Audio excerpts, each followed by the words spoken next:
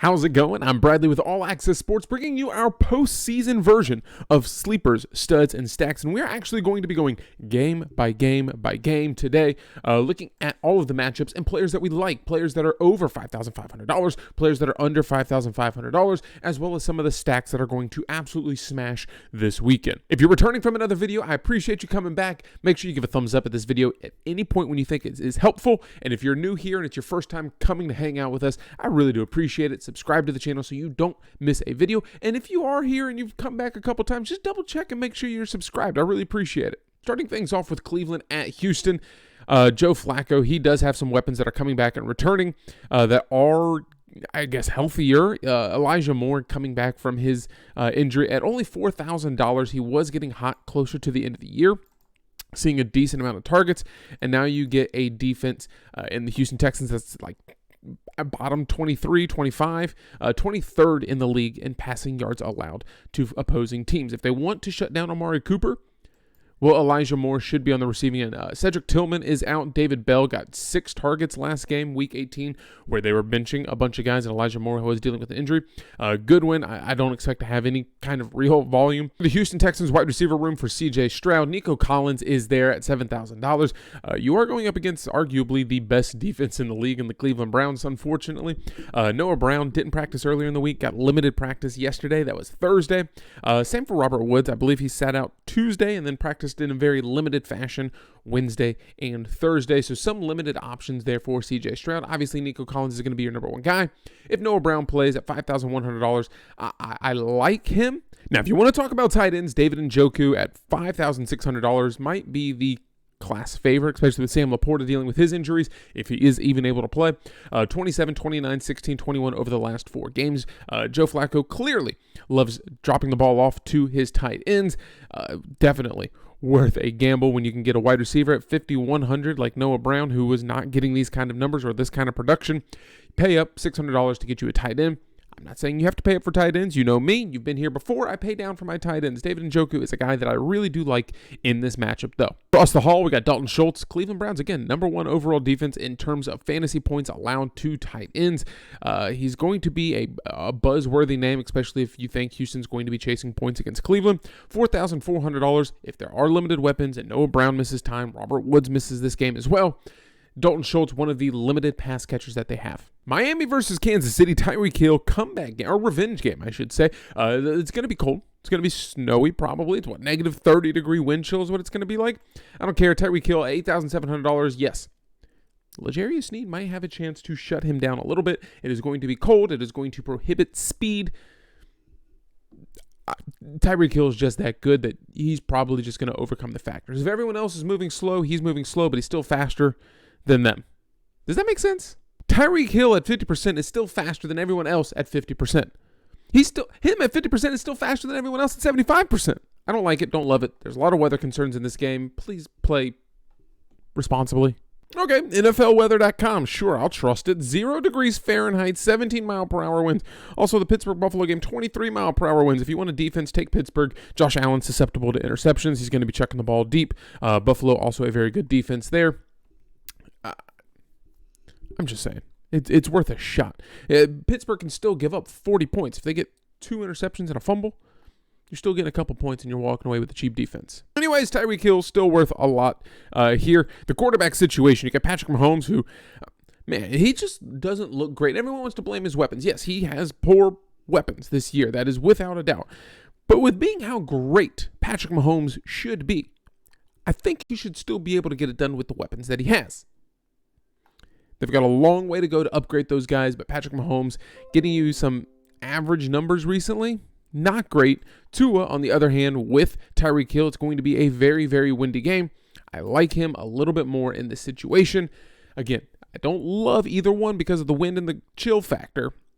But if I had to lean one, it would be Tua just to save $100, and he has huge upside because Tyreek Hill can hurt you on 4 passes more than any weapon on Kansas City can on 4 passes. This could be a running back game. It could be running back heavy. Raheem Mostert, Devon Achane, Isaiah Pacheco, who runs like he's mad at the ground every time he touches the ball. Clyde Edwards-Helaire, all of these guys could be a potential play, in my opinion. Raheem Mostert dealing with a little bit of an injury. He is questionable as he missed their last 2 games at the end of the season. should be good to go for this one, but Allaqcess probably going to be the primary guy, and when he is clicking, he is clicking. He does have the potential to absolutely have a big game, and he had a 26-point game against Baltimore, which is arguably one of the best teams in the entire league. I like Allaqcess in this one because you can run on this defense. They're actually pretty good against the pass. I mentioned it earlier. Again, another very windy game. You've heard it all across the board.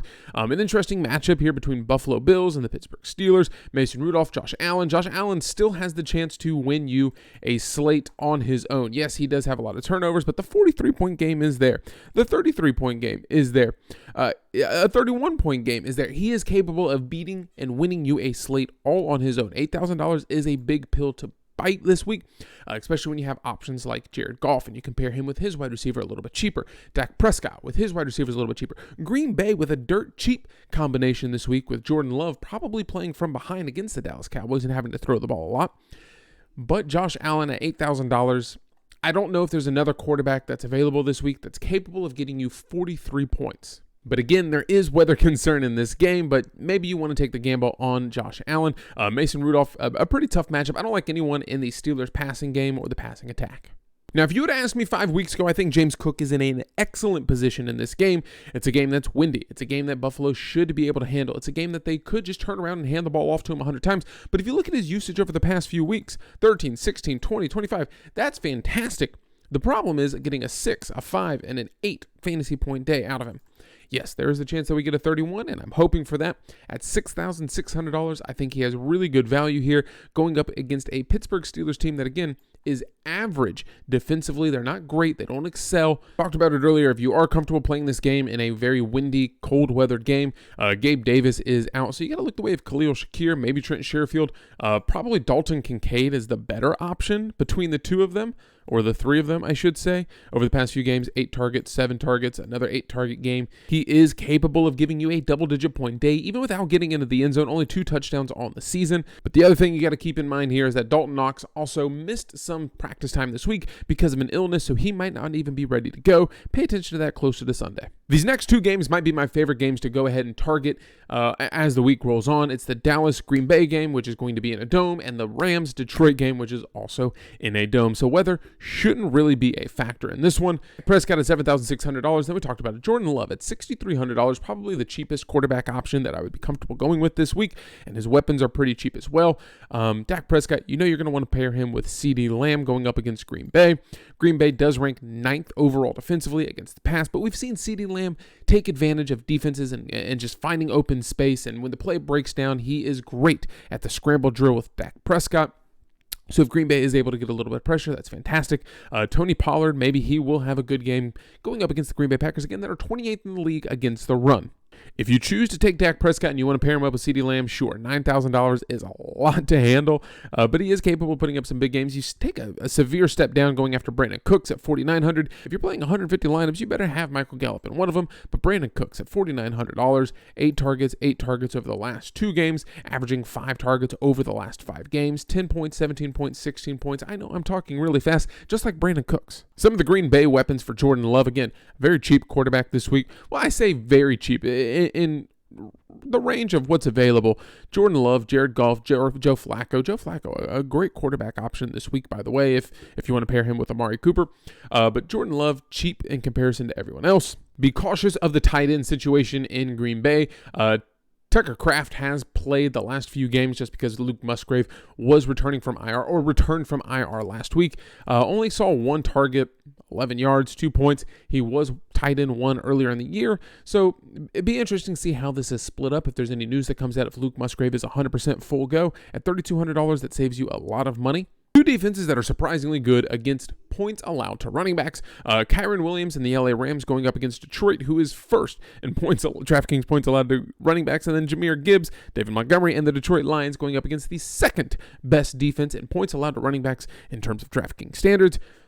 It'll be interesting. Jahmyr Gibbs, without Sam Laporta, I think Jahmyr Gibbs is probably going to get a few more catches and touches out of the backfield. Don't know if that's going to come to fruition. Maybe it is going to be one of the other wide receivers that steps up for Detroit. Could it be Josh Reynolds? Could it be Jamison Williams, who did miss last game? When you look at the wide receiver situation, Amon-Ra St. Brown obviously is a play that a lot of people are going to like. That's where 90% of the targets go to from Jared Goff, it feels like. Josh Reynolds stepped up in a big way last week without Jamison Williams, getting 7 targets, 5 receptions, 44 yards, 9 points. Not exactly what you want to get if you played him, but he was wide receiver 2 last week with 5 touchdowns on the season.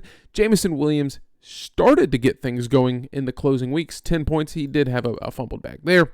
8, 9, 9, getting a few more targets than he was earlier in the year, obviously after the suspension.